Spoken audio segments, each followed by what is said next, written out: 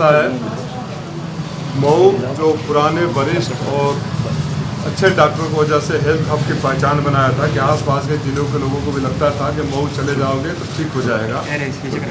यहाँ चिकित्सा माफिया ने गिरोह बनाकर लोगों को लूटने के लिए फर्जी डॉक्टर, फर्जी अस्पताल, मैं दिशा के बैठक में भी निर्देश दिया था, थोड़ी बड़ी कॉस्मेटिक कार्रवाई हुई, उस पर कार्रवाई नहीं हुई। मशरूम की तरह यहाँ डॉक्टर फर्जी खड़े हो गए हैं।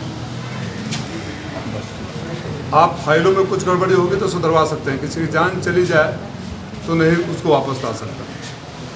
पहली बात कि यहाँ के सारे फर्जी डॉक्टरों की जांच की जाए, फर्जी अस्पतालों के खिलाफ कार्रवाई हो। कार्रवाई की सूचना अगली दिशा की बैठक में मुझे चाहिए। कितने अस्पतालों को मान्यता मिली है, वहाँ कितने रजिस्टर्ड डॉक्टर हैं, क्या उनकी सुविधाएं हैं, फायर ब्रिगेड से कितनों को एनओसी मिला है, आयुष्मान कार्ड में कितने अस्पताल शामिल हैं, इसकी सूची चाहिए और तत्काल इस पर कार्रवाई होनी चाहिए। मैं लगभग 4-5 दिनों से जब सुना तब से आवाज़ उठा रहा हूँ, इस पर कार्रवाई नहीं होगी। आपने आंकड़ा मांगा है या नाम भी मांगा है? नहीं, नाम आंकड़ा के साथ मांगा है ना, आंकड़ा बिना नाम के कैसे होगा। मैं आप लोगों को इससे अनुरोध है कि जहां आप लोगों को लगे कोई फर्जी है तो प्रशासन को मुझे बताने का कष्ट करें। जब भी घटना होती है ये सीएमओ मौके पे जाते हैं, कहते हैं कि मुझे जानकारी नहीं थी। नहीं, वो जानकारी नहीं है तो जिले में क्यों है, चले जाए कहीं। जानकारी नहीं है तो सीएमओ साहब को बता दीजिएगा कि हम जानकारी ठीक से दिला देंगे। एक बर्दाश्त की सीमा होती है ना, आप लूटने के लिए आए हैं, आपको जानकारी नहीं तो then you are not fit to be sitting on that chair, get out from here. मंत्री के शर्मा की शिकायत पर डिप्टी सीएम ने टीम भेजा। किसी के शिकायत पर करे, उससे पहले मैं शिकायत कर चुका। क्रेडिट तो क्या लगता है कि 24 घंटे में जांच रिपोर्ट आ जाएगी इतने बड़े जिले में? आपने जवाब के सवाल में जवाब हुआ है, आपके सवाल में ही जवाब है। ये बात देखिए ना, कोई भी जनप्रतिनिधि, हम सबकी सामूहिक जिम्मेदारी है इसमें। मैंने कह दिया तो हो गया, उन्होंने कह दिया तो हो गया, 24 घंटा में हो गया, दिस डज नॉट मैटर। इससे मुझे कोई फर्क नहीं पड़ता, मैं उन लोगों में से नहीं हूँ जिसको क्रेडिट देना हो। ये अवैध काम, अमानवीय काम, गैर कानूनी काम तत्काल बंद होना चाहिए। नहीं रुकता है तो अब नहीं रुकता है तो उसका 4-5 मुद्दों को बता देना, लास्ट में बताऊंगा मैं क्या करूंगा। दूसरा, कल मैं दरियाबाद गया था। योगी सरकार का सबसे बड़ा अमानवीय चेहरा, और मैं आप लोगों के माध्यम से माननीय मुख्यमंत्री जी से कहना चाहूँगा कि आपके अधिकारी ही आपको ले डूबेंगे। समाजवादी कार्यकर्ता तो बाद में, सरकार तो जानी है, लेकिन इतनी बुरी तरह से आपके अधिकारी आपको भेजेंगे। दरियाबाद गांव में जो लोग बरसों पहले मर गए हैं उनके नाम से PIL फाइल करना, चिन्हित करके यादवों को और मुसलमानों के घरों पर गिराना, उसमें एक विधवा औरत जिसके पास कोई सहारा नहीं है, उसके तीसरी पीढ़ी लोग रह रहे हैं, उसका बेघर बुलडोजर से गिरा दिया। एक मुस्लिम जिसको आवास योजना में आवास मिला था, तो जब आवास योजना में आवास मिला होगा तो उसको वेरिफिकेशन तो हुआ होगा। चूँकि मुसलमान था, चूँकि बाकी सब यादव है, अगल बगल किसी अन्य का है तो उस पर नहीं गिराया गया।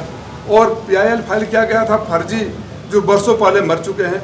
वो जो अधिकारी गया, तहसीलदार गए हो, SDM गए हो, इतना कॉमन सेंस तो होना चाहिए कि जिसके नाम से आदेश है, नोटिस है, वो आप बरसों पहले मर चुका है, रिटर्न कर चुके होते।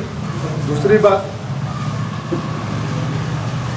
जिसने भी उस कोर्ट का वो दिया है, मैंने कोर्ट का ऑर्डर पढ़ा है, कोर्ट ने 27 तारीख तक जवाब मांगा था, कोर्ट ने कहीं नहीं कहा। मैं ये कहना चाहता हूँ कि अगर जाति देखकर यादवों को और मुसलमानों को प्रताड़ित करने का सरकार का निर्देश है तो सरकार उसका खामियाजा भुगतेगी। और सरकार के या किसी नेता के कहने पे एक गैर कानूनी अमानवीय कार्य हुआ है तो राजीव राय इस मीडिया के सामने वचन देता है कि मेरी टीम सुप्रीम कोर्ट तक ले जाएगी और रिटायरमेंट के बाद भी नहीं छोड़ूंगा, जेल भेजूंगा। इस तरह का जुल्म होता रहे, समाजवादी लोग बैठे रहें, इस तरह स्वीकार नहीं होगा। आप जाति देखकर घर गिराएंगे, उस गांव में और जांच करवाइए, उस गांव में सबकी जांच, या तो जांच हो तो सबकी जांच होनी चाहिए ना। आप बिजली विभाग का, मैं गया था, मैं बोलना नहीं चाहता, लेकिन सीढ़ी लगाकर घर के आंगन में कूद जाओ। जब दिशा के बैठक में हम लोग उठाए थे तो उससे कुछ शिथिल हुआ था। महिलाएं हैं घर में, सीढ़ी लगाकर आंगन में कूद जाओ। मैंने कह दिया उन महिलाओं से कि आगे से कोई है तो सीढ़ी सहित तुम लोगों को घर में बंद करके मुझे फ़ोन कर देना, मैं पकड़ के पुलिस के हवाले करूँगा।